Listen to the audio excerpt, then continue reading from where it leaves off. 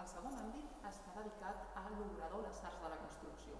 I hem vist com els artistes feien aquest exercici de capturar el món de la natura i ara necessitem un suport. En aquest cas seran les arts aplicades i decoratives del modernisme.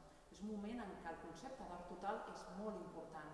Tot allò que reverteix la casa d'estar decorada i per tant els edificis, tant els exteriors com els interiors, es decoraran gràcies a aquestes decoracions de les arts aplicades.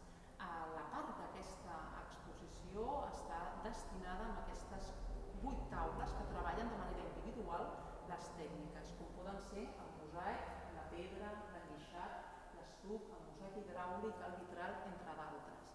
De manera individualitzada es veu com en aquest procés, a partir d'un petit audiovisual, s'expliquen com a partir d'una sèrie de materials es fan tot el procés per aconseguir aquestes diferents decoracions.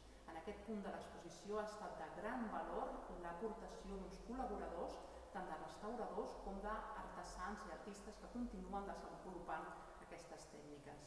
Ens trobem amb tècniques que són algunes molt més tradicionals, com és per exemple el vitral emplomat, ja d'època medieval que es continua desenvolupant amb el modernisme, fins d'altres molt més moderns a l'època, com era el mosaic hidràulic.